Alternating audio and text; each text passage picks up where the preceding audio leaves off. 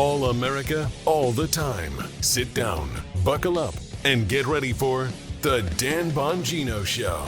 Folks, I just put it in the chat. Sayak, stupid is a freaking choice. I can't say this enough. Why would you choose to be stupid and publicly advertise the fact that you are an imbecile? Why would you do that? Well, the answer is, don't like asking a question I don't have an answer for, because you've surrounded yourselves with other imbeciles who made the same choice, who don't want to look like imbeciles, so they don't surround themselves with smart people. They surround themselves with other imbeciles because they don't want to be called an imbecile, and another imbecile won't call you an imbecile because they know they'll call you an imbecile too. That was a lot to open the show. Justin's like, whoa. It's like that old, what is it? Milton Friedman said, hey, people love big government because they think they're spending their neighbor's money, but your neighbor thinks the same thing. Stupid people hang around other stupid people. And manipulators who aren't stupid but lie intentionally love to hang around stupid people because they know stupid people won't call them out.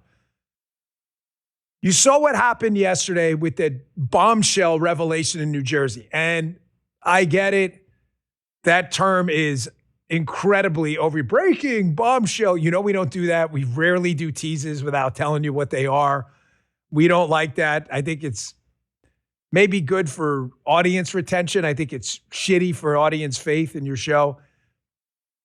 What happened yesterday in New Jersey with the communist governor having to admit that over 6,000 people were registered to vote who were completely ineligible to vote.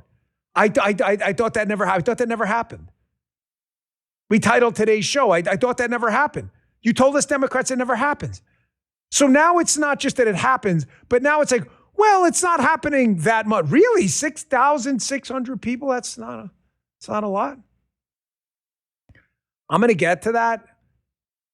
But stupid is a choice as well amongst the unholy alliance. I heard Senator Tom Cotton bring this up this morning on Fox and Friends. He brought this up, Republican Senator Tom Cotton brought up this morning the unholy alliance, hat tip David Horowitz, we have been talking about now for days. They have the same goal. The unholy alliance are the commies, the lib commies, the same thing. That's one tranche of people. And the Islamo-fanatic terrorists. They're allied? Yes, they are allied. They have the same goal, the destruction of the United States. And they will use whatever entry point they can into your mind to get you to join them.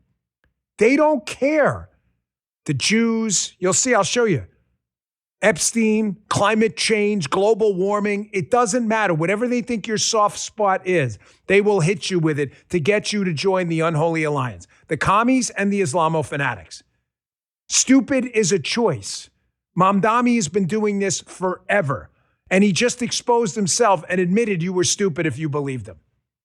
I'll show you what I mean. Big show today. Don't go anywhere. Michael Alfonso coming on as a guest. You may have heard that name. Stay tuned. Healthcare just got easier with All Family Pharmacy. I just used them for a boat trip. Amazing. I have my medication. I want to get caught out in the water with no medications. Search by medical condition. Get a prescription. The medication is shipped right to your door. Use Bongino 10 for 10% off. Prescription provided if appropriate. allfamilypharmacy.com/Bongino. Thank you, All Family Pharmacy.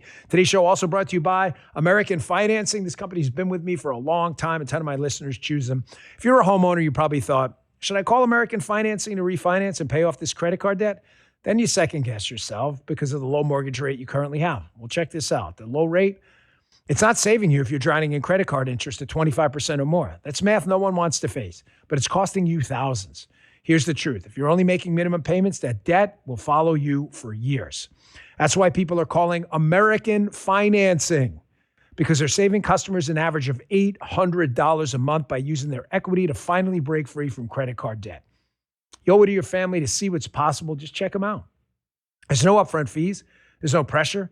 It costs you nothing to find out what you could save every month. And if you start today, you may be able to delay 2 mortgage payments.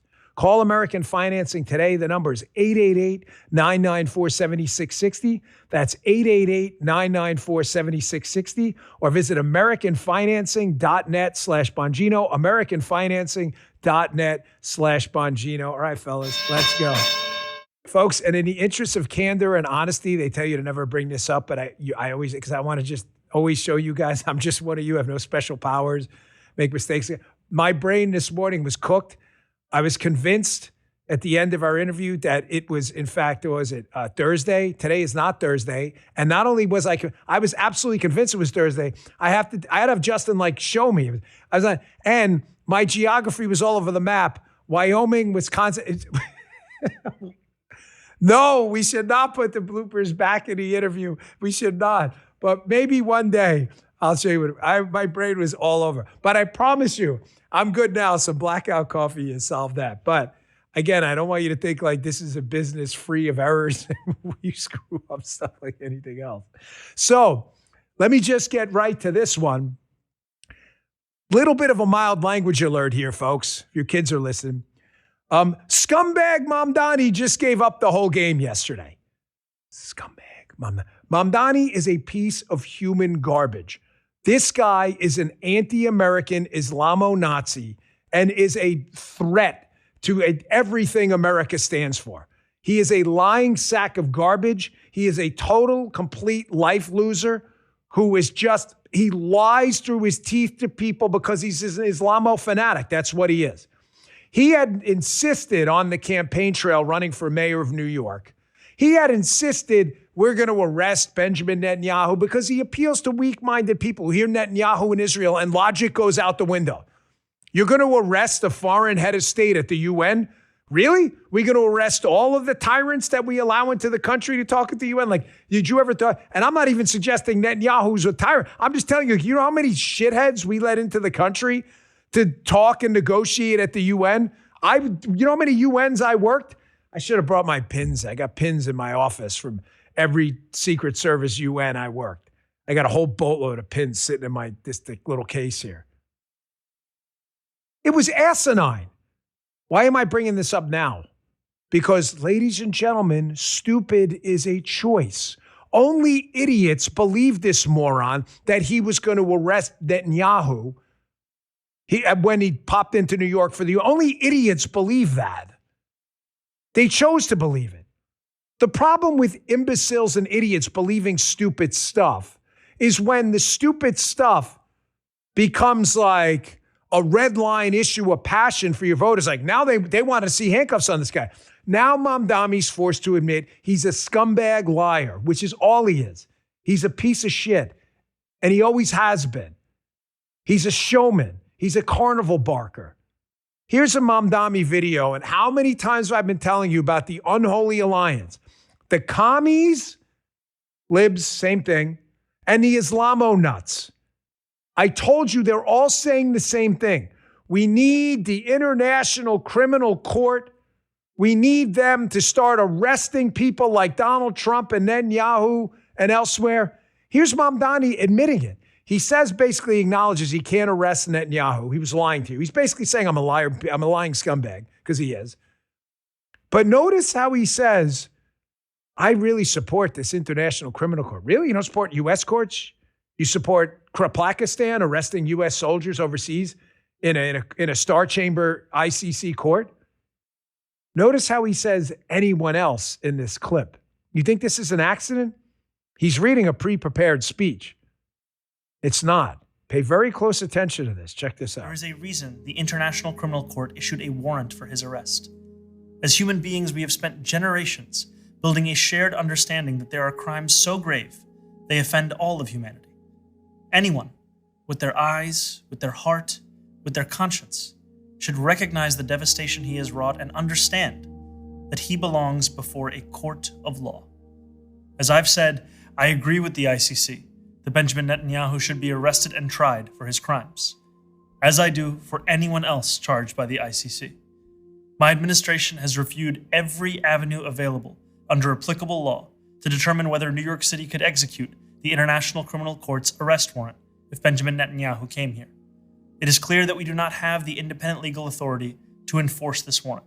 The federal government, however, does, and I call on them to join the ICC and execute this warrant. And I want to be equally clear. Benjamin Netanyahu is not welcome in New York City, nor is any other war criminal at large. Notice he mentions it twice.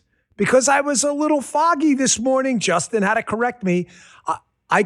Yeah, yes, I cut the video too early. And he's like, no, Dan, he doesn't only mention Netanyahu and anyone else. He's talking about Trump, Pete Hegseth, Marco Rubio, me, Cash, Todd Blanche. He wants an extraterritorial, phony, fake star chamber court, a bullshit court that the United States does not recognize on a part, to start arresting U.S. citizens outside of U.S. law for political crimes. That's why he said anyone else. And you notice he repeats it at the end. Benjamin Netanyahu is not welcome in New York. You don't know who's welcome anywhere, you piece of shit. And then he's like, and anyone else who's a war criminal. Who do you think he's talking about? Folks, my point here is there are two types of leftist scumbags in the unholy alliance of communists and Islamo-fanatics. There are smart people. I don't mean that as a compliment. Smart people like Mamdani and Elizabeth Warren who know what they're doing and are lying to you and know it. And then there are SIACs, these stupid people who have made the choice to be stupid and believe this bullshit that a Mamdani could have arrested Netanyahu. All you had to do was put it in AI. Can a foreign diplomat be arrested by the New York City Police Department on an ICC warrant? It would have said no. It's all you had to do. But you chose stupid, you freaking moron. And this guy's laughing at you. Mamdani, the scumbag, is laughing in your face that you believed him. He's laughing at you. Gosh, I grew up in New York, and I still have family in New York, a lot of them, like most of my family. New York has a lot of good people. But folks, it's got a lot of bad people too. How are you falling for this bullshit? This carnival barker, this freaking Times Square Folex salesman selling Folkley glasses. And, hey, look, opening up the jacket. How are you falling for this bullshit? He is a politician in the United States. New York City's in the United States, last time I checked, calling for a court that we do not partake in, that wants to arrest our president and other members of the Trump administration, to arrest another foreign dig, and you're falling for this? You understand you could be next, right? Here, put up that Wall Street Journal article again for like the 1,000th time. Why do you think Secretary of State Rubio is going balls to the wall now on taking on the International Criminal Court? Quote, the ICC's allies signal they intend to target President Trump once his term ends. It's right there. They're not even hiding it. You think you couldn't be next? You want to subjugate U.S. citizens to a bullshit star chamber court so that any U.S. citizen, any politician doesn't like, when they travel anywhere overseas, some bullshit court can issue an arrest warrant and just pick you off and throw you in jail on a felonious mopery in the umpteenth degree? Is that a real charge, Dan? No, that's the point.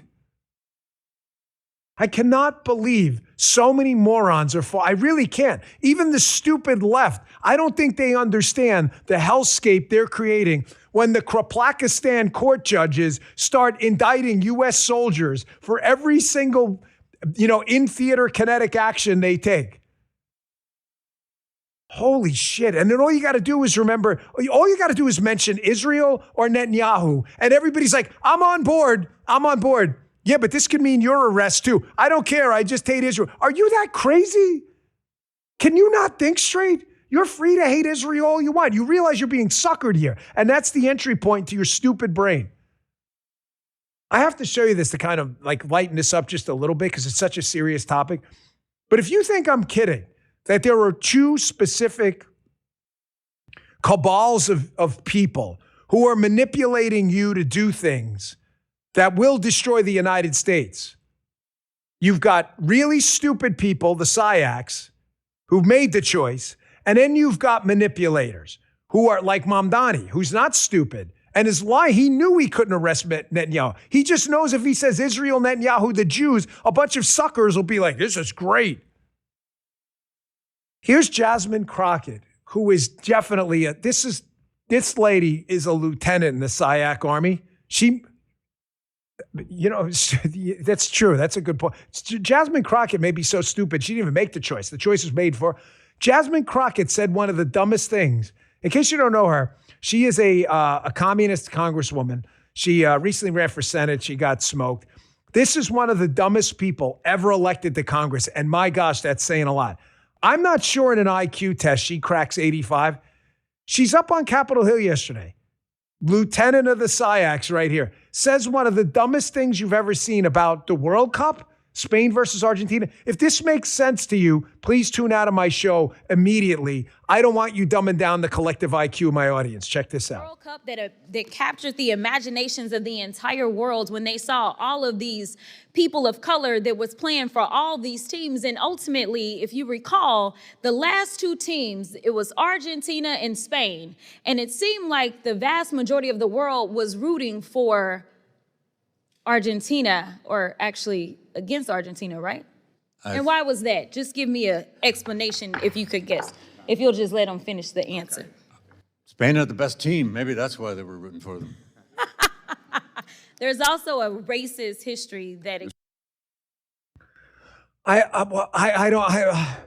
Someone in the chat just said she's a 2-star general in the SIAC Army. Folks, I can't, that's a level of stupid I can't explain. I don't even know where she was going with that. A largely Spanish-speaking country, Argentina versus Spain, another largely Spanish-speaking country. That there's, I don't even, don't stop trying to explain it. You'll lose 5 or 6 IQ points. You need like that Prevagen or something, that brain compound like fish oil and shit.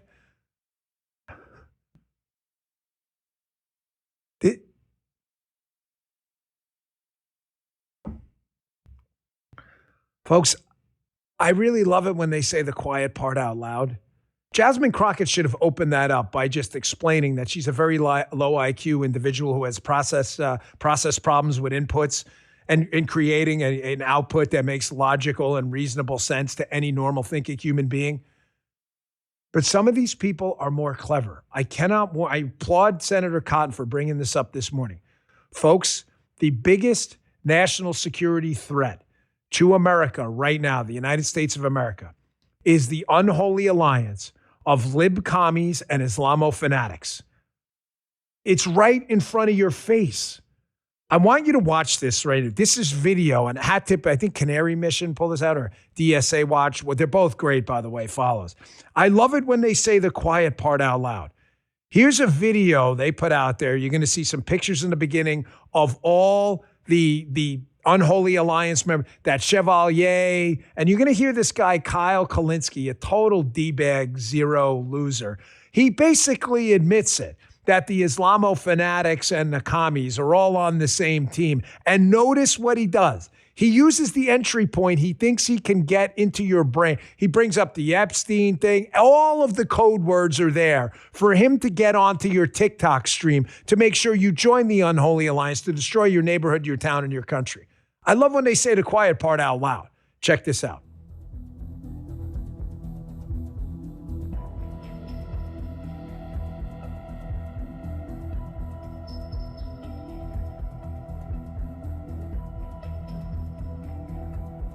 We're governed by dead-eyed psychopaths and sociopaths and bloodthirsty imperialists. The US government and the Israeli government, they are the terrorists.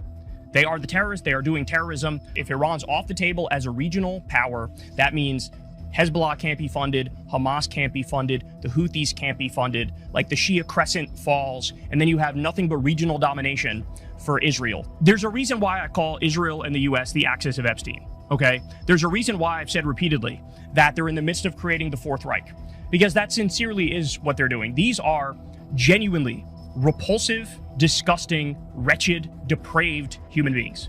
And it is absolutely accurate to compare these people to the worst criminals in history, to Mussolini, to Adolf Hitler.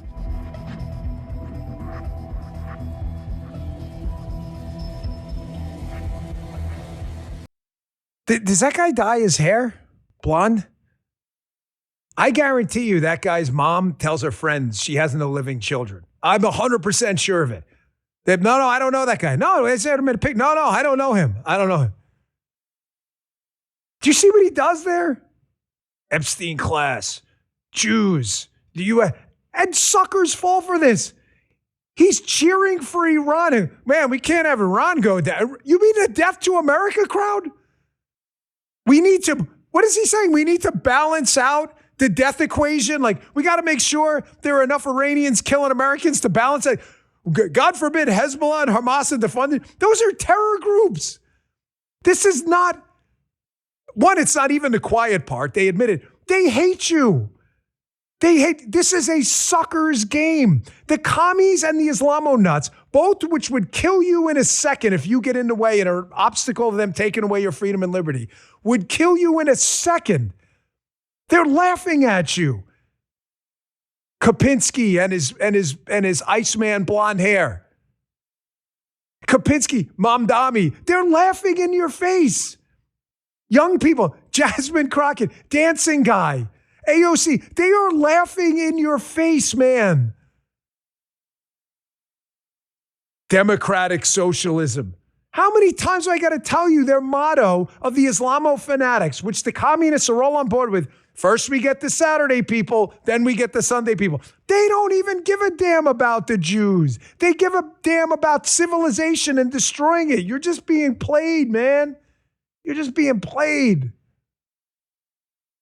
Democratic socialism, my ass. You think you think you get a vote in this? You know who Nikita Beer is at Twitter? I'm going to take a quick break. I'm going to show you. This is an important post because it's going to prove the point I've been making to you over and over.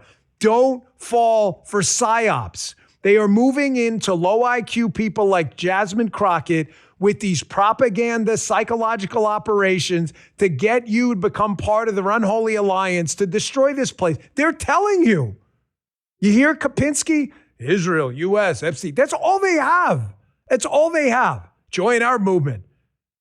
Join the Stormtroopers for Stupid. Become a general like Jasmine Crockett.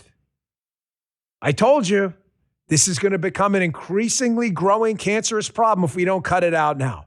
I want to show you this tweet coming up next.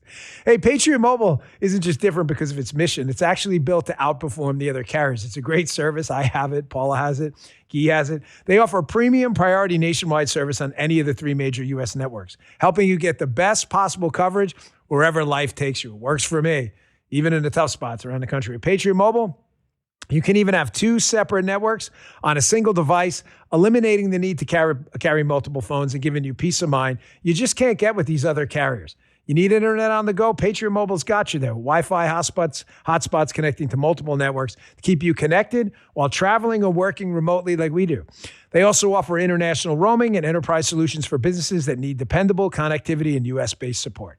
Keep your number, keep your phone, or upgrade, switch from your home or office. It takes just a few minutes. And when you call Patriot Mobile, you'll talk to real people right here in America. Superior coverage, superior products, superior customer support. That's Patriot Mobile. So go today to patriotmobile.com/Dan or call 972-PATRIOT. It's a great service. Check it out. Use promo code Dan for a free month of service. That's patriotmobile.com/Dan or call 972-PATRIOT today. Thank you, Patriot Mobile. Okay, back to the show. I want to show you this. In case you think all of this is organic and all this stuff you see, Jews, climate change, Israel, Netanyahu, FC, it's not organic. You're being played for a sucker. And a lot of people you may have thought were your friends in the magosphere, and I'm using the air quotes because they're not, they're paid goons and losers, are being paid to promote this similar bullshit. Nikita Beer is one of the honchos over at X who guards against this type of stuff. Put this out yesterday. Political accounts have been the biggest offenders of undisclosed paid promotions, i.e. they're getting money for shit and not telling you. This guy knows. We've been investigating cases of foreign influencer campaigns recently. Often, this is important. Often the influencer accepting payment assumes it's just some American advocacy group. What did I tell you on yesterday's show, Justin? Folks, listen to your boy here. I'm telling you, listen to your boy, Dan. I've seen this on both sides where people have come in and shady groups they contact Paula. She runs the business, and they'll be like, hey, and Paula's like, we're good. We're okay. Thank you. We're good.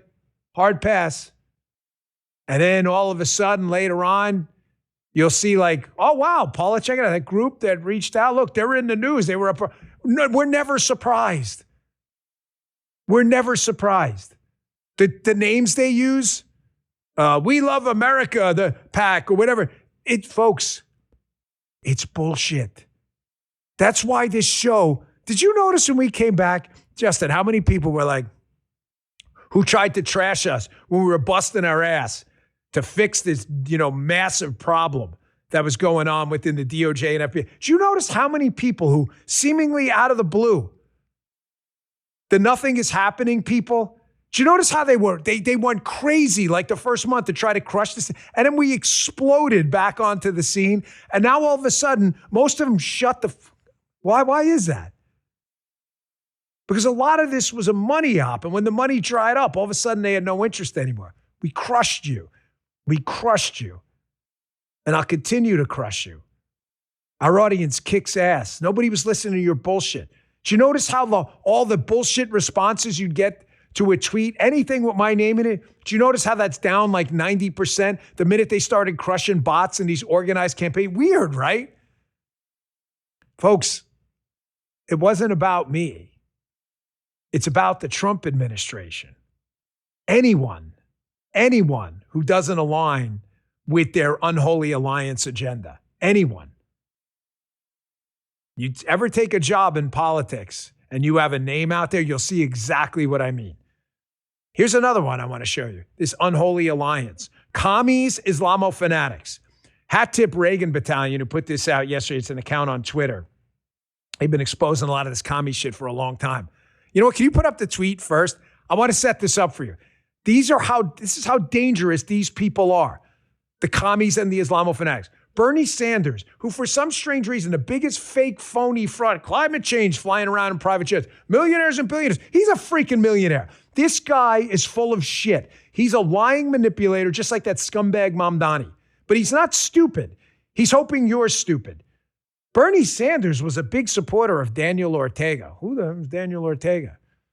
Yeah, no, that's from the DSA one. The one about the Daniel Ortega. Daniel Ortega is a commie scumbag who has just canceled elections. No more democracy in Nicaragua. I thought it was democratic socialism. That's what they told us, right, Justin? Democratic socialism. Everybody gets to vote. Sharing is caring. Barney the big fat dinosaur roasting s'mores. Reagan Battalion breaking. Nicaragua's dictator, Daniel Ortega, democratic socialist, folks, announced today the country will no longer hold election. How? What? I thought it was democratic socialism. No more elections. Here's Bernie Sanders celebrating Bernie's role in advising Ortega after commie scumbag tyrant Ortega took power and praising the socialist dictator who has now abolished elections. Here's Bernie in his own words. Democratic socialism, right? Check this out. Socialist, the word socialism does not frighten me, and I think it's probably fair to say that the Nicaraguan government is primarily a socialist government. You may recall way back in, 1961, they invaded Cuba, and everybody was totally convinced that Castro was the worst guy in the world, that all the Cuban people were going to rise up in rebellion against Fidel Castro. They had forgot that he educated their kids, gave them health care, totally transformed the society. But just because Ronald Reagan dislikes these people does not mean to say that the people in their own nations feel the same way. How do you find the sincerity of Sandinista leaders? I was impressed. I was impressed by Father Descoto because he is a very gentle, very loving man. Ortega is an impressive guy. Ernesto Cardenal is a funny-looking guy. He's gray hair. And he really does remind you of a hippie. Ladies and gentlemen, please God, capital G God, I swear to you and my audience, I am not using my Lord and Savior Jesus Christ's name in vain. Please God, wake these people up. Please God, I'm begging you, pray for their souls, the stupid people who have fallen prey to this stuff. There is nothing democratic about democratic socialism. It is simply the taking of your property, your political freedom, your economic freedom, your education freedom, your healthcare freedom. This is not complicated. The evidence is present throughout human history. Put up that Wall Street Journal piece about the horrors of Mao Zedong. You saw that scumbag Hassan Piker. Oh, Mao Zedong, he isn't that bad of a guy. Mao Zedong, really? We're going to read this. Folks, get ready. Put your food down because this is some gross shit. You like Mao Zedong? Daniel Ortega canceling elections? I thought he was a democratic socialist. Scumbag Bernie Sanders, who's a millionaire flying private jets himself. Scumbag Mamdani. Oh, we're going to arrest anyone else on ICC warrants too. Yeah, here's who Mao Zedong is. Read this. Read all of it. 45 million dead, Freeman notes in the Wall Street Journal, under Mao Zedong and the commies. According to Frank Dicketer, who described the results of his research into previously classified archives of local and national offices of the CCP. By the way, he wrote this in the New York Times. Freeman's quoting it.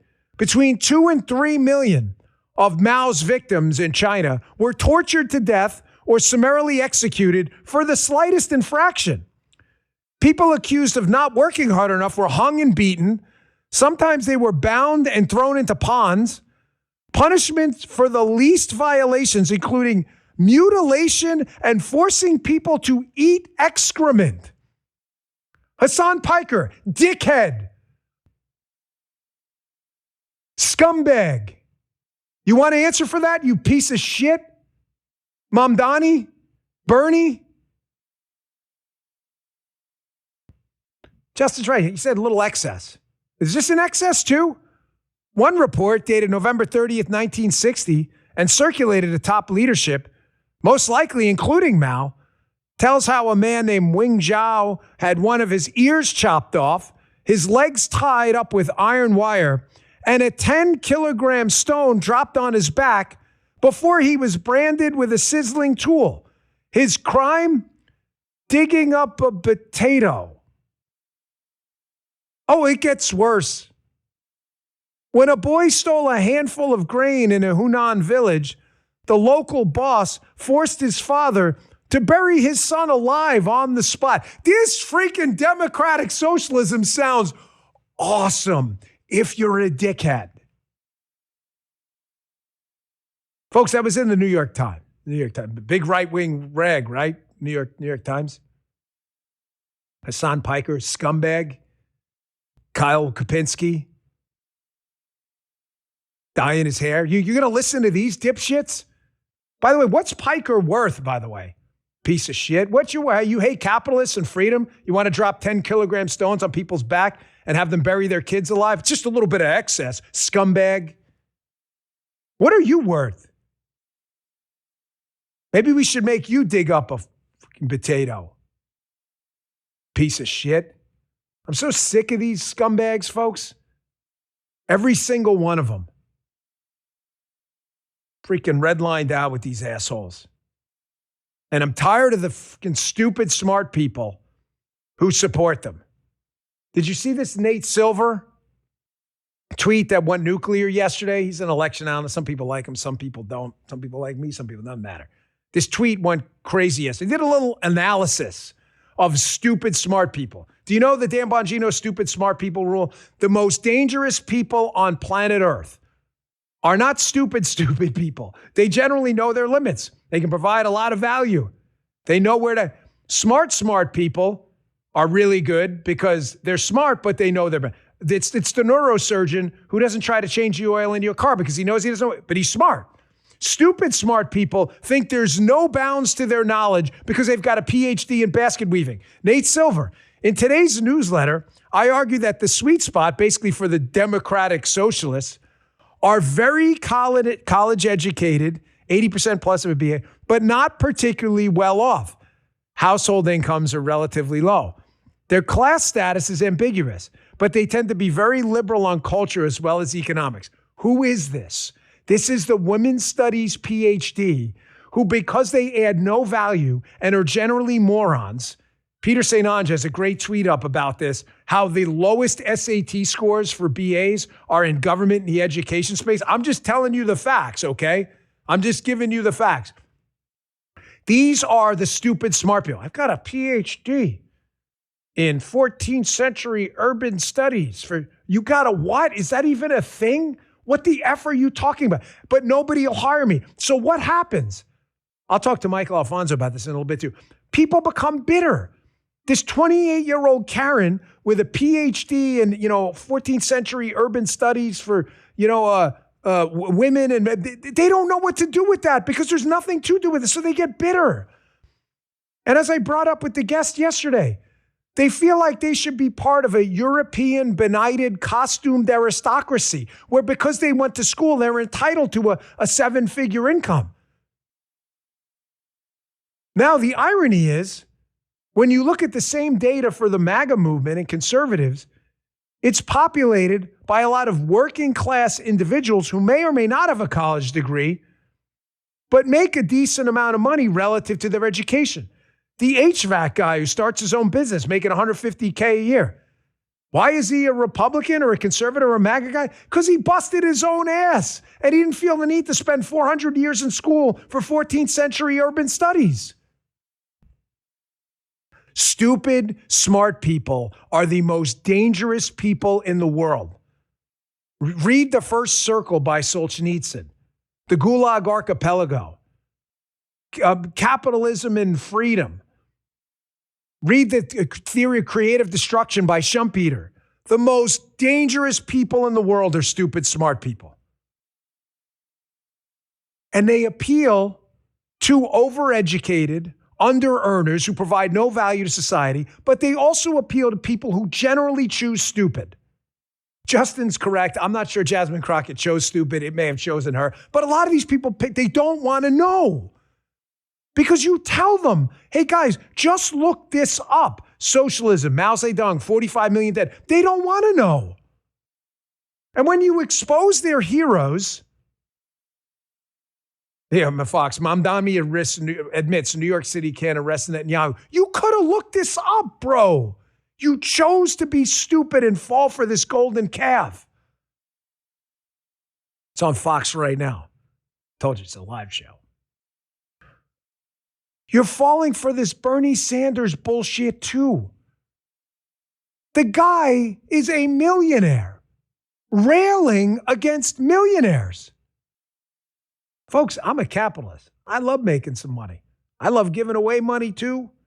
I love business. I love it all. I love the risk of it. I love the challenge of it. Bernie Sanders is saying, no, government should take over all of that, just not my money. Bernie Sanders also, you have to pay attention to the entry points. Again, I'm not telling you, I want to be very clear about what I'm saying because I don't want any confusion about entry points into your brain to get you into the unholy alliance. Epstein is a very serious issue. Israel is a serious issue. We should openly analyze our relationship with every foreign country, Israel included, to see what works for America. Notice, no logical, reasonable person saying otherwise. Our climate is a very serious issue. I hate the idea that there's tons and tons of plastic in the ocean. I mean, these are things we live here. They don't care about any of that. That's not my point isn't that it's serious. Or not serious. It's serious. Point stipulated. That's over. All of those things are serious. My point is that they don't care about any of what I just said. They don't care about Epstein, Israel, climate change, none of it, because they don't act that way. They care about using it as an entry point to get into your brain to join them in the unholy alliance to destroy America. Hat tip Western Lensman for this video. Here's Bernie Sanders in a campaign speech railing about climate change. And then just seconds later, you'll see Bernie Sanders on Fox News talking about, yeah, I take private jets. You think I'm going to wait with the smelly people? I thought you cared about climate change and carbon emissions. Clearly not enough to impact your own behavior, you phony scumbag.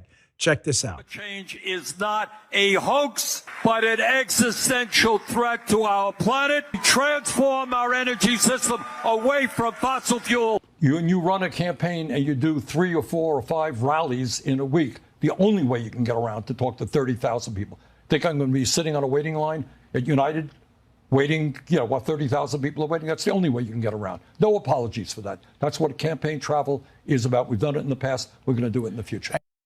Folks, he doesn't even apologize. He just said no apologies. If this scumbag had any human dignity, like Mamdani, he would just say, I lied to you about Netanyahu and I lied to you about climate change. He would just say it. He doesn't have any human dignity. Do you think there are businessmen out there flying around the country working, multi-million-dollar deals for cancer drugs and building materials that can make housing cheaper, that their lives aren't important? They would love to be out there on private jets. You think they're not important too? They would love it. What about firemen going out to do like some smoke jumping job for a wildfire? Maybe give them the private jet, but you don't because you're full of shit. He doesn't even apologize. He gave you this, bro, the New York double barrel. He doesn't care about you. You're being suckered. All they're doing is finding your soft spot in your armor, and they poke right in. Whatever they think will appeal to you. They don't care about any of this stuff. And that's why you get things like what happened yesterday. You get this massive rally on the left to try to appeal to stupid people against the SAVE Act. You're seeing it now. Here's the pitch, the entry point to the stupid people. It's racist and Republicans hate women. How? Black people are too dumb to get a driver's license, and women are too dumb after they get married to figure out how to change their name. Really took Paula just a few minutes. She's pretty smart. They're pretty smart. If Jasmine was here, I'd ask. I think I heard it. It's really not hard. That's their pitch to you, and stupid people fall for it. Stupid people fall for it. Senator Mike Lee from Utah has been doing just incredible work on trying to drag this Save America Act across the finish line. We need this, folks. And I'm tired of the Rhino class too, playing this down. I mean, I really appreciate a lot of these older right-leaning papers like the Journal, but I don't think they understand the gravity of this situation. Faith in the system is falling apart. It's a big deal, and it's not fake. It's not a conspiracy. It's not made up. If anything, my time in government hardened me on this. Here's Mike Lee talking about the SAVE Act, and the only reason you'd oppose this is because you want to cheat. It's not hard. I agree with him 100%. Check this out. I think that there's only one legitimate reason to oppose this. I have yet to hear a legitimate argument against the bill, which begs the question. Do they really just want to make it easy to vote so badly that they're willing or even enthusiastic to just make it easier to cheat? Folks, we had again, I'm not overselling it. If you think I'm overselling it, put a Y in the chat. Yes, you're overselling, using the word bombshell. Of course, I'm talking about the New Jersey report. If you missed the New Jersey bombshell that came out yesterday, man, you missed a doozy. Democrat communist governor gets up and gives this speech about how over 6,000 people. Nope. What? Is it McGroin that said yes there? Did you get that thing backwards? McGroin, you may have to ban this person. I'm kidding. Your opinion's valid here. 6,600 people were registered to vote who were totally prohibited from voting. Illegals and others? I thought this wasn't an issue. I thought it wasn't a problem. Let's go to Scott Jennings. I know this is two parts, Justin. I'm a little bit out of order, but Scott Jennings was on CNN last night. I'm not sure stupid is a choice for Abby Phillips. She is the left-wing host of the CNN show. Thank God Scott Jennings is there to impart upon her the minimal amount of knowledge her small brain can process. But here's Abby Phillips last night about this report. I love how the argument changes. Do you notice the goalposts moving? Voter fraud is non-existent. Okay, it's existent, but it doesn't change any elections. Okay, it's existent and it may change elections, but not that many. They just keep changing the goalposts every single time because they appeal to stupid people. Here's this exchange last night. I want you to listen to this, how these people have to just beg, borrow, and steal to make you believe that it's a burden on you to show a piece of ID to vote. Check this out. What's your tolerance for this? Hold on. This is not about tolerance. This is about, is it widespread or is it something that is relatively rare, You're pounding him over the word widespread. I just would ask you, Scott, what is your tolerance for any fraud at all? Is it widespread? Absolutely. Over 6,000 people. What is your bar for widespread? She said, my bar is I want no tolerance. Okay. I have zero tolerance. So what is your tolerance for American citizens? By the way, this isn't the only place this is happening. What is your tolerance for American citizens whose valid voter registrations are invalidated by incorrect databases? What's your tolerance for that? I don't have tolerance for any mistakes in the electoral system, including putting non-citizens on the rolls. So then why are we not keeping the same energy for that as we are for this? I do have energy. As you know, I've come out here and long argued that every time we don't clean up the voter rolls, that every time a non-citizen makes it onto the voter rolls, it invalidates some legal person's vote. What about when an American is not allowed to vote when they are eligible to vote? I don't have any tolerance for that either. American citizens should be allowed to vote. But American citizens are invalidated. Why are you okay then with the administration using a system that a federal judge recently found was actively removing U.S. citizens from the voter rolls based on inaccurate information? Why are you comfortable with that system being used to check the voter rolls? This is a convenient deflection for you. This is the worst possible story that could happen for Democrats right now regarding the debate over the SAVE Act. Folks, I have so much to say about this, and I want to if you do the prolonged sigh, it calms you down a little bit. Abby Phillips, I genuinely don't think like stupid is a try. I think she's just incompetent and has a very low IQ. She makes an argument that defeats her own argument and doesn't even know it. She says, she uses the tactic of deflection, which Jennings points out. She addresses nothing about the 6,600 people ineligible to vote who made it on the voter rolls, admitted by communist governor of New Jersey, Mikey Sherrill.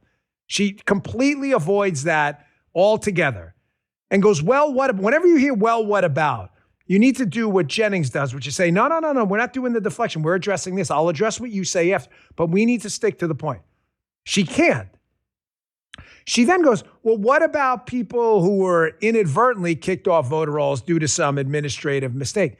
Yeah, and Jennings like, good, we should fix that if that happened, and no matter what, if it was one person or 6,000 people. Fine, we should fix that, and I'm sure that problem is going to be remedied, and we are all for open access, just secure access to the ballots. So just to be clear, I'm suggesting to you we should fix what you brought up, even though it was a deflection. But I bring up 6,600 illegals registered to vote, and you're not interested in a fix like the SAVE Act? Abby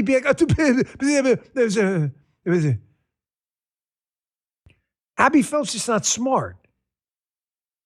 She makes an argument that defeats her own argument. Folks, these people just want to cheat. That is it. Mike Lee is 100% correct. Now, I want to show you something in case you may be some moderate Democrat who, I don't know, you see the stupid ramp coming off the highway and you're thinking about, don't take it. You're thinking about it. You're like, exit 62, here we come, whatever. Don't do it. Let me show you something interesting. Put up that Grok thing. This is a screenshot of my phone. You can look it up yourself, use the same words, whatever. I put this in Grok earlier. 6,600 people could have voted that were ineligible and were illegal to vote. Again, I thought that didn't happen. Abby Phillips, no big deal, whatever.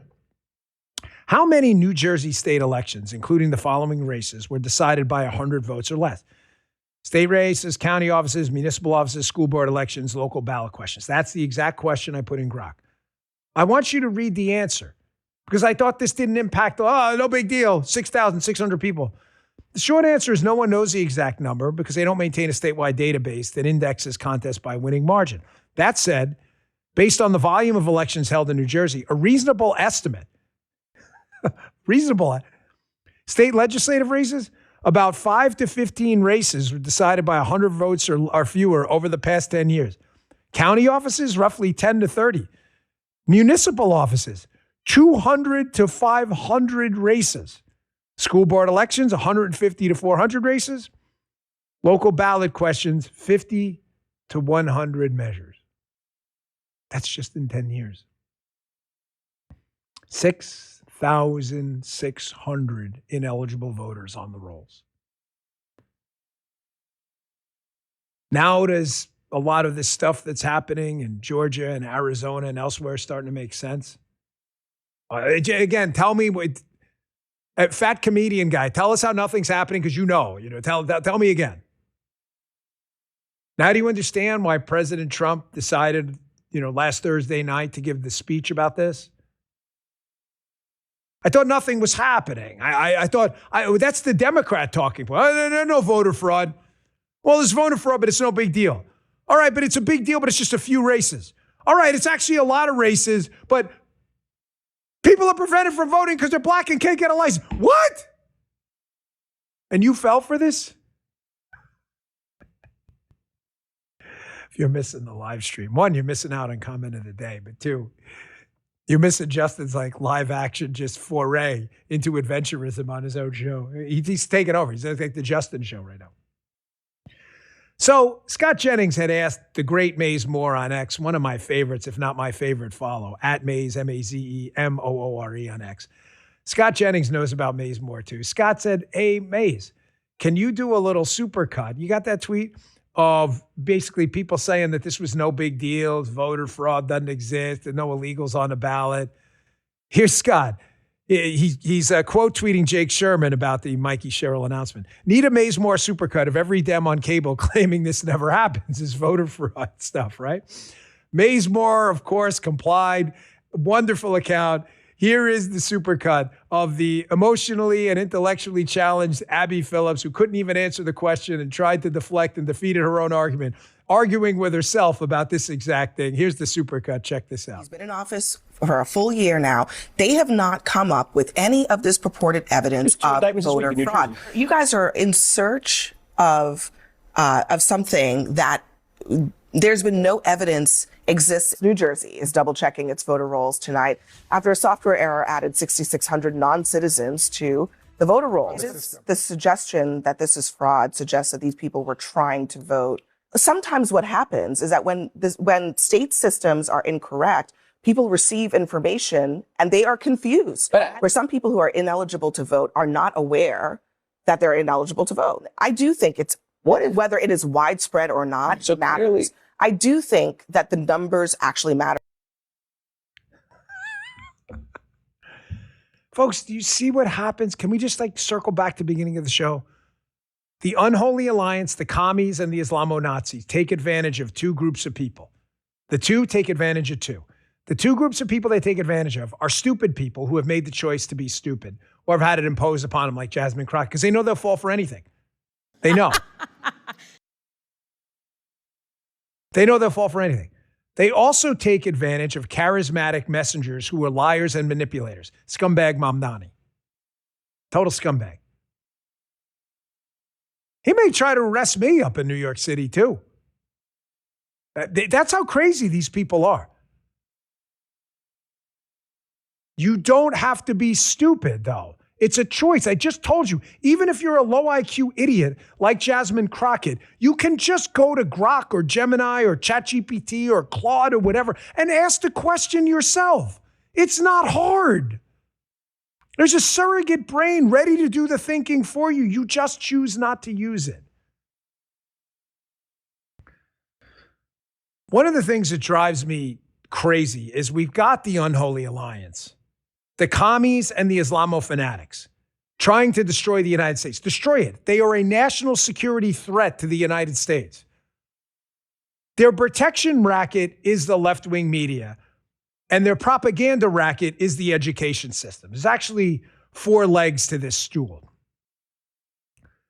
Folks, what's driven me nuts since I've been back on the air is watching from the other side. The left-wing media, the right-wing media is pretty good. Sometimes we get stuff wrong too, but the left-wing media, I would see something in the morning that we were privy to, and then I would read about the New York Times, Washington Post version of what we saw. And folks, it was night and day. It was not the same thing. This drives me bananas when I see stuff like this, because what am I going to do? I can't just give up classified information to show you reporter Joey Bagadonis at the New York Times an idiot. But I'm telling you, 90% of what you read is either fabricated, bullshit, or some propaganda version of the truth. President Trump was in the Oval yesterday. He was talking with the reporters out there. And it's almost comical listening to this reporter cite some supposed information she has about Iran. And President Trump's like, well, how do you know that? Like, I've gotten briefings. Do you know something I don't know? And she has no answer at all. She said, well, I'm sorry, are you going to tell us? This drives me crazy. I'm not telling you don't ask questions. That's not what I'm saying at all. I'm just saying most of what you read, unsurprisingly, is total, complete horseshit. And it's just made up. They have no idea. Check this out. Well, they continue to attack our allies. Yeah, but you don't know what the dialogue is behind the scenes, that they want to meet desperately to try and end it because they're getting decimated. You don't get that when you listen to your fake station, but you don't know. You don't know anything. So talks are. You know still something possible, that I don't know. You know something I don't know. Well, tell us. I will tell you. They want to desperately meet, and until they're ready to meet in a meaningful way, we have no interest in you. I don't want to belabor this point. I'm just telling you, this drives me freaking bananas. However little faith you have in the media, you should have less. I saw it over and over again. One of these days when this stuff is declassified, I'll be able to show you a side-by-side. Here's what you read in the New York Times. Here's what's now declassified. And I'll be able to show you how it's either completely made up or they take one sentence totally out of context for the entire report and they blow up a story and say, Trump's a loser. It is so bad. If the experience, if anything, was just worth that alone, to watch media people beclown themselves. Folks, I'm really happy we were finally able to, we have rules for the contest. If you want to see the rules to our comment of the day contest, go to bongino.com/1776. The rules are simple. Just join the live stream every day. If your comment's picked, it goes into a weekly drawing. We pick a winner once a week. You get $1,776. That's all you got to do. So we had to go through the process, and we finally found we got a winner, Justin, week 1. Oh, look at this. There's fireworks and everything. Look at wow, there's a whole presentation. Did you do that? Those are real fireworks in the studio right now. You see that? The winner is R. Barish 69. The comment was, Dan using an X-Files reference like his crew uses Star Wars references. That's why I love this podcast cast. Thank you. Congratulations. I hope you spend it well. $1,776. We'll get to week 2 when we go through the whole process. And we have a comment of the day today as well. This guy's like moving over there. Justin, what's our comment of the day for today? 1776 Club. You see it right there. It is Borg tank. It's not happening, but it's good that it is. Right? Yes. We haven't said that in so long. That was a Michael Anton thing. You got to be this Borg tank. You're a hardcore P1 there. And I think the Borg thing comes from oh, Lucy's here. Folks, Lucy has arrived. Lucy.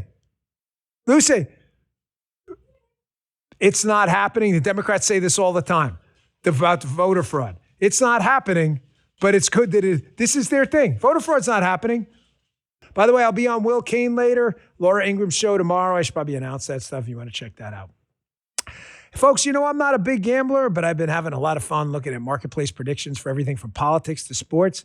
And Kalshi's where I get the best insight on predictions. From sports to politics to finance or any variety of markets people are monitoring, Kalshi.com is a bookmark you need. I featured them in my last election special. They were spot on. Our president was elected as predicted. Kalshi.com, Kalshi, is one of the only places where you can trade on real-world events in all 50 states. Click the link in the description. Get a free $10 credit when you trade $100.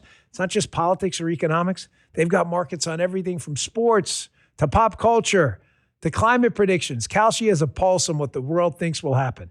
Click the link in the description. Get a free $10 credit when you trade $100.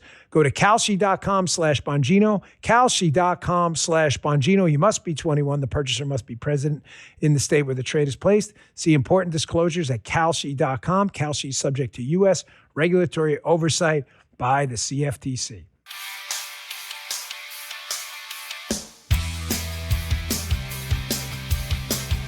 I'm really excited to welcome to this show a guy you know really well from the Dan Bongino Show, now running for Congress. Listen, throwing your name on a ballot, Michael, it's a lot of guts, man. The old Teddy Roosevelt man in the arena speech. Michael Alfonso running for Congress in Wisconsin 7. Michael, welcome to the show. Good to see you again. Thank you so much for having me. You know, Dan, I always credit you with my start in the political world. Everyone always asks me, what experience do you have? Well, I produced one of the biggest podcasts in the country, so.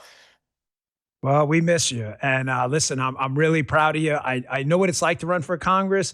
I hope your result was different. I'm always proud of the fact, though, that I threw my name on a ballot. But one of the things I noticed right away, I was like, man, you really leaned out. And I said, let me guess, because I'd been there before. I said, the campaign trail. If you're really campaigning, I mean, you're not, but other candidates, you know, maybe some in your race, they're lazy. They sit and they do a couple of TikTok ads and they're done. If you're really campaigning, gripping and grinning, going to the parades, the barbecues, knocking on doors, you're out all day. All day. You're dehydrated. There's no bathrooms around. You're just like in a real pinch. I'm not surprised. You said I lost like 10, 20 pounds. I'm like, man, you look really lean. So tell everybody what it's like to get out there and really do the groundwork and the gripping and grinning you need to do to win. Yeah. So when I was working for you, I was 200 pounds. I'm now 160. When you're out on the campaign trail, you do not have time for anything. You are either driving to something, you're talking to someone on the phone, you're knocking a door. And, you know, this district, the Wisconsin 7th, is actually the biggest district east of the Mississippi. And I always like to put this in perspective. I've driven 50,000 miles in 9 months. So that's circumnavigating the globe twice. So, Michael, yeah, I've been there. I know what it's like. I ran in Maryland Congressional District 6, which goes from the mountains all the way down to the urban areas of Montgomery County. And, you know, if you do it the right way, which I know you're doing now, knocking on a bunch of doors, you really do learn a lot about people. It's inevitable. It's almost by osmosis. Even if you had zero interest, even if you were a terrible candidate and you didn't care, you can't talk to thousands of people and not learn a lot about them and yourself. When you're hitting those doors and you're chatting with people, I would imagine cost of living comes up. I would imagine, you know, healthcare comes up, you know, crime. But what do you hear specifically in Wisconsin, most of all, from the folks who are gripping your hand, you know, shaking your hand and saying, hey, I need your help with this? The number one thing is, what is Congress doing? They haven't done anything. What are they doing? Where's the SAVE Act? It's ridiculous. Every door I knock on, they're saying, President Trump is amazing. We love him, but Congress is not backing him up. And when I listen to the media, all I hear is apparently Donald Trump has falling approval numbers and all of this. I don't know where that is, because every single person I talk to, it's Congress with the falling approval. They love President Trump. We're talking to Michael Alfonso running in Wisconsin District 7. The website is alfonsoforwisconsin.com, alfonsoforwisconsin.com. You know Michael from the show. Michael, speaking of the SAVE Act, huge issue. Again, you worked here on the show. You would see a lot of the emails.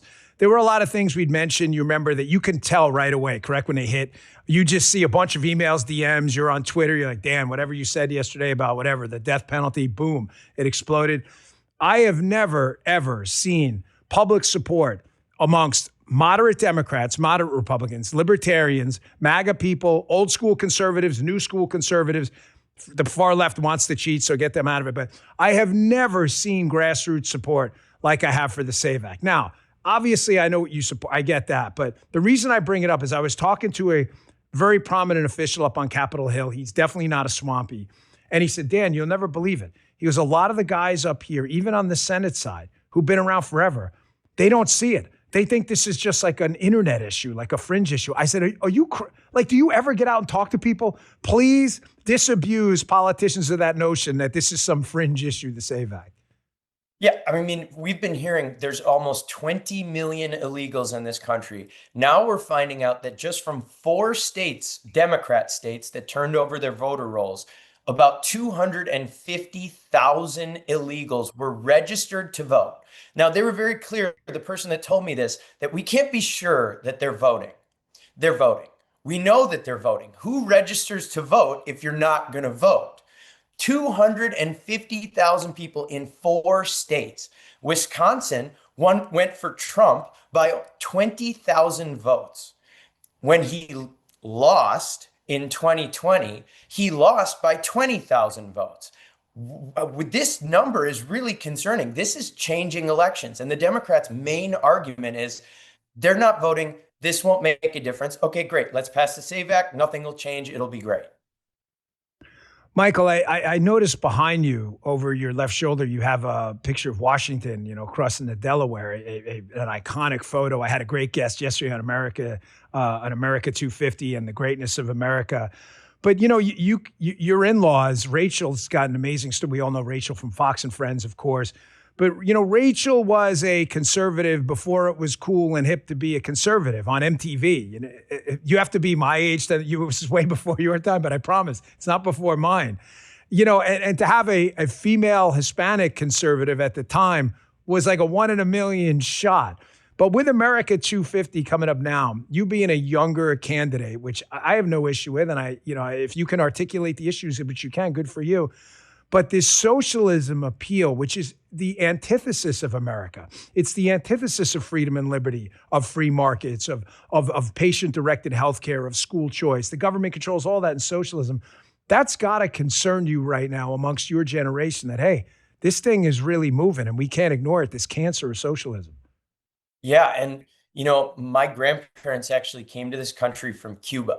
So I know a lot about socialism. Let's call it what it really is. It's communism, because that's what it becomes. Yes. And wherever these ideas start to pop up their heads, you see violence. I mean, what happened to Charlie Kirk is a direct correlation to what's happening now. The left paints us as Nazis, paints us as racists, and then they shoot us.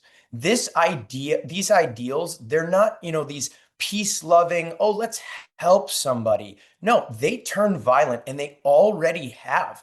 And I think this is why it's so important to have younger representation. I know, in Florida, you guys have Maxwell Frost, another young lefty, who's a total communist.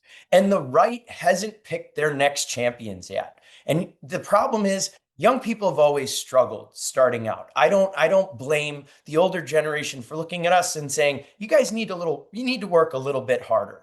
But the thing is, these young people used to figure it out. By age 30, age 40, they get their first job and it starts working out. They're not. We need to win younger people, because in 20 years, you're going to be stuck with us. Yeah. Michael, I'd love to get your thoughts on this. Talking to Michael Alfonso, candidate for Congress, Wisconsin 7. And I don't sense this from you at all, any kind of animosity, but we have to be careful with the messaging here. Messaging matters. It does. This is a generation reared on TikTok and Snapchat, short form messaging. And if we don't adjust to that, we're going to get smoked.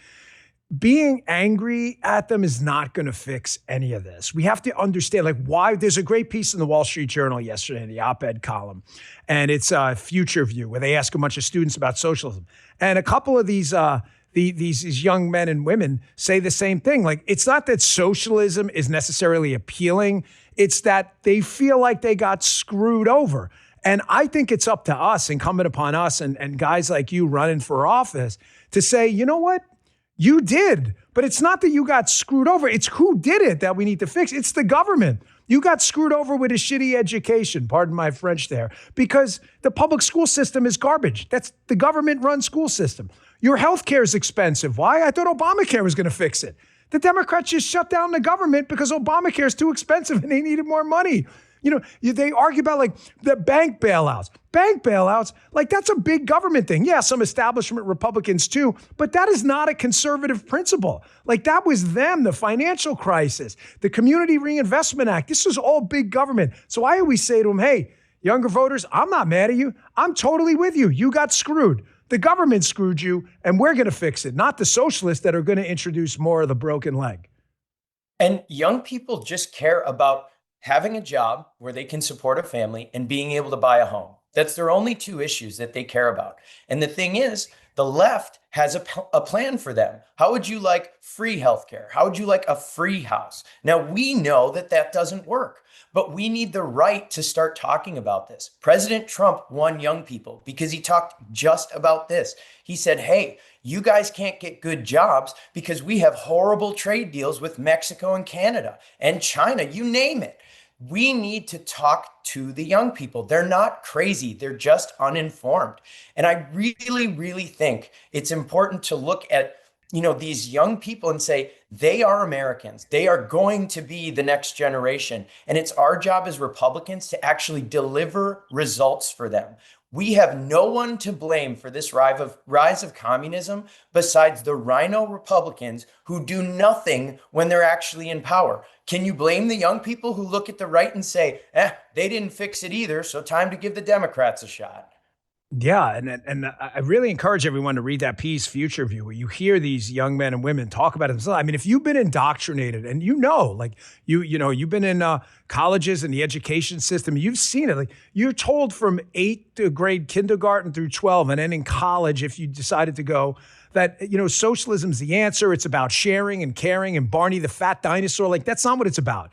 I'm sure your parents from Cuba can explain to you what it's about. It's about torture, death, destruction, government confiscation, stealing private property, stealing your wealth, shutting down your farms. I showed a clip earlier in the show. I showed a piece from the Wall Street Journal yesterday as well, documenting the horrors of Mao Zedong. People being forced to bury their children alive for eating a potato that was unauthorized. Like this happened, the torture and deprivation and the starvation of this. So I'm glad you're calling that out. I think young people need to hear it. But I want to ask you about this as well. So you got President Trump's endorsement. I mean, listen, when I ran for office, I've said this on my show repeatedly, endorsements really didn't mean much. I mean, back in the day, an early Sarah Palin endorsement may move the needle a little bit and gotten you on but really nobody cared. I mean, nobody votes for him. They just don't, except Trump. President Trump's endorsement record is insane. I don't even know what it is, 99-1, but that's just, even you eliminate races that were a fait accompli, it's still ridiculous. It's like 50 or 70-0 at that point or whatever. What was that like? How'd you find out? And that must have moved the needle for you. Yeah. So, I had a bunch of interviews with, his lower level staff. And then finally, I did actually get to sit down with him in the Oval Office. And I've never been to the Oval Office. I'm a kid from northern Wisconsin. I've been out of the country one time, going into the Oval Office, talking to the President of the United States, but not just any president, President Donald Trump. I've never been more nervous in my entire life. He grilled me for an hour straight. I didn't know how it went. And then I was on the flight home and didn't hear anything, didn't know anything. He didn't call me. He didn't say anything. And he just put it out on Truth Social. He's one of those guys that just shoots from the hips. And anyone that knows him knows he doesn't give people warning. He does what he does. And you got to roll with the punches. That's what I love about him. I mean, listen, brother, we share this in common. The same thing happened with the FBI job. I mean, we had just had some general conversation, not even with him. I had him, with Cash, and it just come up, and I really just kind of sat there, and I don't know what it was. A month later, I'm sitting there on a Sunday night, I'm falling asleep. It's like past my bedtime at like 7:20 at night. I'm getting old, and I see my phone ring. It says Trump. I'm like, what the hell is this about? And he is what's that joke? Decider. He's a decider. When he wants to do it, he just does it, and he takes his inputs, he forms an output, and he's just ready to rock and roll. So listen, I'm sure that's going to move the needle huge. Yeah. I've seen a lot of this now. The more politicians you see, they have a laundry list of consultants and everybody else who, well, maybe you should say it this way. Maybe the advice world. And President Trump doesn't listen to any of that. He just does what he thinks is best. And it's so refreshing to see a decision not take 6 weeks. It just happens. He makes the decision, and now it's how do we implement it? Yeah. Yeah. Listen, man, if he's got something in his head and he feels he's a very transactional guy. And some people, when I say that, they say, well, what do you mean transactional? I mean, he looks at politics as a spreadsheet. If he sees the net present value of a decision long-term is going to be positive, but may take some sacrifices over time, he's going to do it. He's not really interested in consultants like, well, your polls may move tomorrow, but well, is it better for the United States in the long run?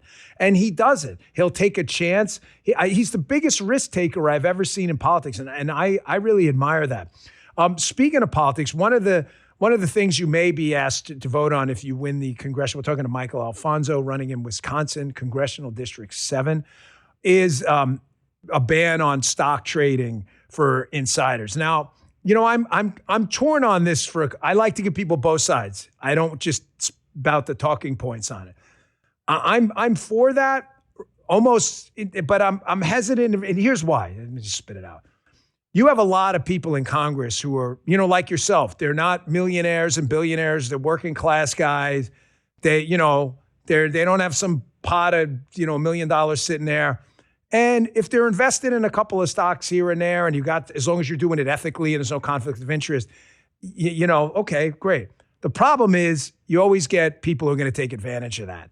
And I think that's the greater concern. How do you feel about trading of stocks by people in Congress, given all the ethical constraints? I'm not suggesting they have to sell them all. But there should be at least some completely detached blind trust while you're in there. Yeah, I'm completely against any new purchasing of stocks. That's it.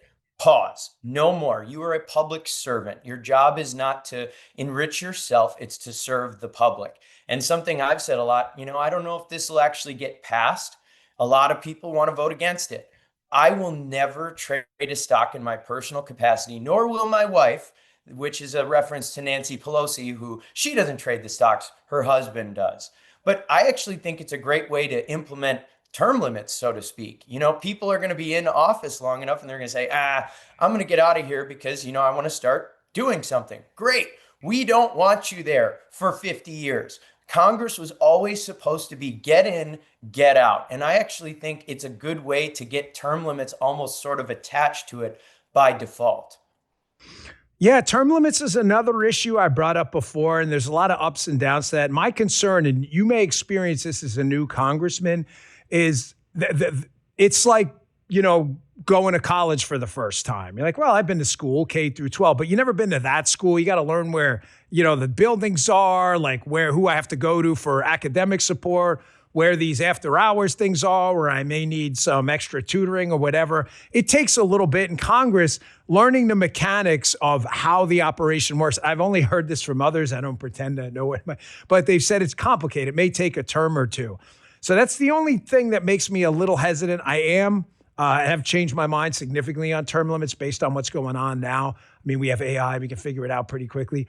But I worry that congressional staffers become empowered then because they understand the mechanics better than a constantly evolving group of congressmen. Your just general thoughts on that? You're totally right. And I think you actually need term limits for the bureaucrats as well, making sure that there's not this secret side of things that's just there all the time.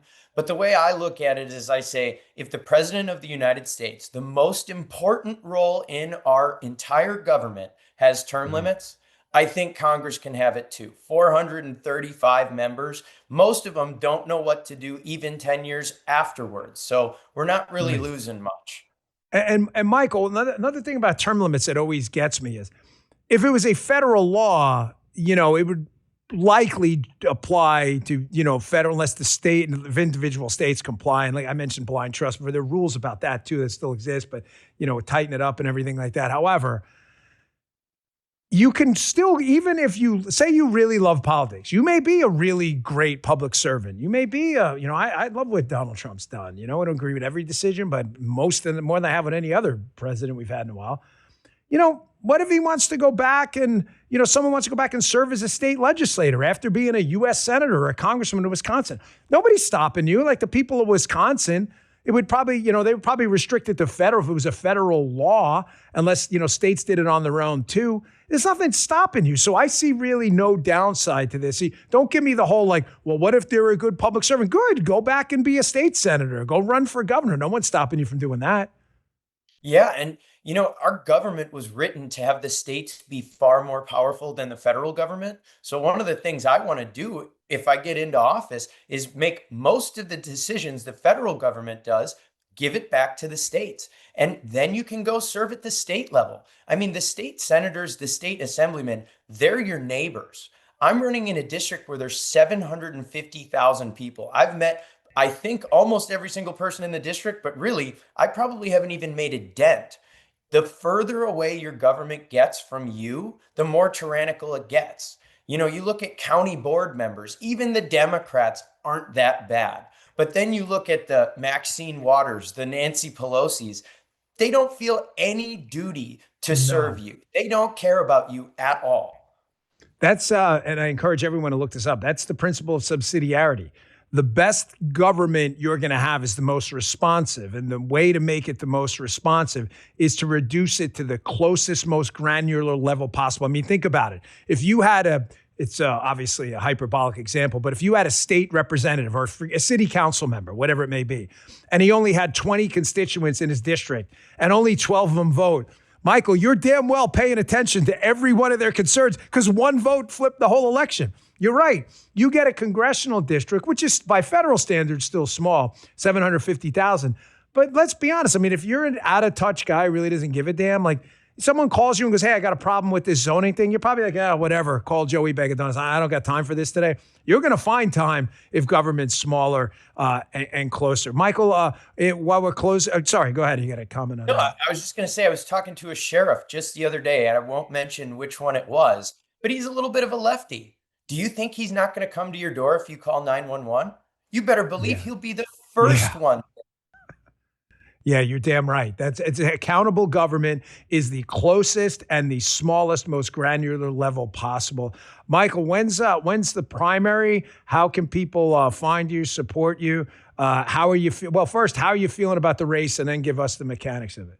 You know, the race is going well. You know, with President Trump's endorsement, that helps a lot. But I am always 10 points down in my own head because you never want to get cocky. You can't let anything be taken for granted. But you can find all about the campaign and issues page at alfonsoforwisconsin.com. The primary is August 11th, and actually early voting starts next week. Yeah, early voting. I mean, I wish we had, voting was tightened up across the country, but early voting's a thing. It's here, and it's totally counterproductive to not take advantage of it. I say to people all the time, folks, I get it. I'm not a huge fan of, 3 week, 2 week, 1 week. I don't mind a couple days. I get it. However, God forbid something could happen. Your kid gets sick, your dog gets sick, you get sick, a thunderstorm keeps you in your house. The Democrats bank their votes early. We are stuck with this system. Unfortunately, we have to play ball with rules we're not, really fond of, but it's really important you bank your vote early. I get it. I understand it, but we're never going to change the system if we don't elect guys like Michael, correct? So it's counterproductive to wait. If you can bank your votes, bank your votes. It's alfonsoforwisconsin.com. Michael, congratulations on running a great race. Listen, I told you we had sent a text exchange. I said, listen, man, I'm proud of you. Throw your name on a ballot. It takes a lot of balls. It does. Because it's totally public. It's the greatest meritocracy out there. It takes a lot of guts to do it. A lot of people will talk about it, and they're not because they're afraid, I win, lose, whatever. Hey, man, listen, life is about meritocracy. I'm proud of you. You ran a great race, and I hope everything works out for you. Yeah, and I just want to take one last second to thank the Dan Bongino Show. I mean, nothing has changed more in my life than when I started working for you guys. You're the best bosses in the world. I missed you every day you were at the FBI. I miss you still. And I miss the McGroins so much. They're the best. Shout out. Anita was the best. Jim, the producer over in Dallas, Guy, Justin. I know you got some new producers now. I haven't met them, but really, it is a family over there. Haley as well, Vince. So thank you guys so much. You guys are amazing patriots. You're saving the country. You really are. Oh, thanks, brother. They miss Evita too. I obviously want to keep this about you, but please send our love, our support, big hugs. Rachel and Sean as well, good friends of us. I obviously want to make this segment, though, about you, but you do have a great kind of almost unprecedented support network. And I'm sure, by the way, hopefully when you win the race, that you'll have that support network. You're going to have like the greatest advisors ever. So, Michael, good luck in the race, and don't be a stranger. Hopefully we'll see you on the other side of this, all right? Good to see you. Thank you so much. You got it. It was Michael Alfonso. You know him, folks. Make sure to check out, he's talking about Haley. Make sure you check out Haley's show at noon at rumble.com/Haley, Hayley. He's been tearing it up there. And the king of morning podcasting, Vince Colonnese, 8 a.m. Eastern time. Join his live chat. You can watch on demand anytime, rumble.com/Vince. Please download the free Rumble app. It's free. It costs you nothing. You can watch the show right there. Our videos are exclusive, our long-form videos to Rumble, rumble.com/Bongino if you want to watch on the web. Also, the app's available on your smart TV. Really appreciate it, folks. Thanks so much for tuning in. I will see you back here tomorrow at 10 a.m. Hey there, I'm Vince. I'm Haley Caradia, host of Vince. Host of Scrolling with Haley. You can always catch my show right here on the Bongino Report. Live, 8 a.m. Eastern, weekday mornings. Weekdays at noon. If you miss it, no worries. The show will always be right here and anywhere you find podcasts. Thanks for watching.